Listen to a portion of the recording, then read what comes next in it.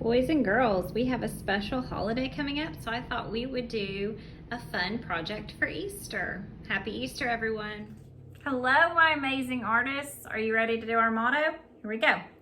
I am capable. I am smart. I can find weird things and make amazing art.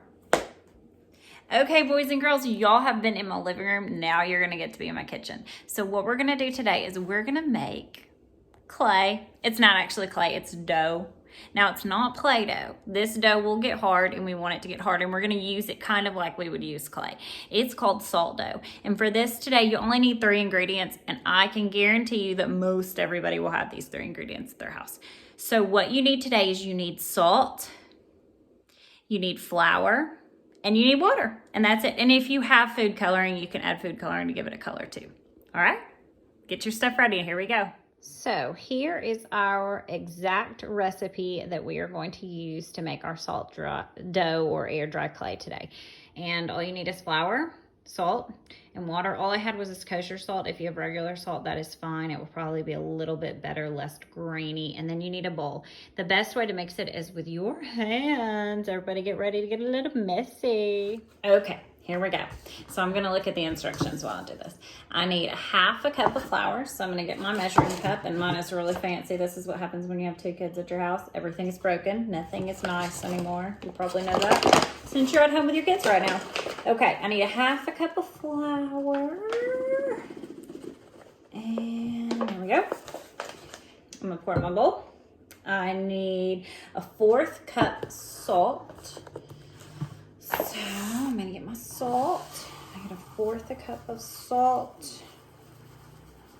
All right, and then I'm gonna dump that in there with the flour, and then I need 1/4 cup of water.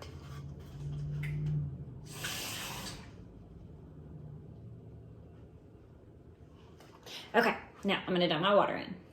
And now all you have to do is mix it. Now the easiest way, like I said, is to mix this with your hands, but do not wear rings because this gets stuck and dried in your rings. It's impossible to get out. So you're just gonna mix it together and it will turn into kind of a pasty consistency. It kind of feels like dough, and it is kind of a dough, but this is not a dough that you would eat because it will not taste good, okay? And you're gonna keep mixing it. And if you find that it's a little too sticky, you can always add more flour. I used to do this in the classroom when I taught kindergarten. Every year we'd make ornaments out of salt dough, and every year it would be too sticky. I'd have to add some extra flour to it. But you kind of gotta keep working with it just a little bit because it will get better the more you work with it. Then, when you have it the consistency that you want it, you can mold it however you want to, and it takes a long time to dry. You can bake it at a low temperature until it turns brown, but remember, if you're using flour, it will rise a little bit, so the best thing to do is to let it air dry. But like I said, it takes a little long to just air dry. It might even take a week, so maybe put it by the sun somewhere where it can get some light, and you have made some clay. Now you may want to wash your fingers before you build whatever you're going to build out of it. And now if it's too soft and squishy, you might want to let it sit there for a little bit and it'll harden up a little bit, or you can add some more flour and that'll make it harder. But if you add too much flour, it will start to get wrinkles in it and it won't stick together, okay? All right, I hope you have fun. Okay, boys and girls, so I added a little extra onto this video because I originally filmed this video just to show you how to make salt dough, but then I thought, you know what, we're almost to Easter, so what better than to use the salt dough to make Easter eggs? So I wanted to add this on to show you how you could do some Easter eggs out of your salt dough. So what I did is I separated my salt dough into 3 different little bowls, and then I also did one without putting any color onto it. This is one that you might want to just bake and paint if you have paint. But if you don't have paint, you can use food coloring and you can color your salt dough whatever color you want and then bake it and it will be already a color. So that's what I'm going to do with these 3 bowls. So I think I'm going to do a blue Oh, that's green.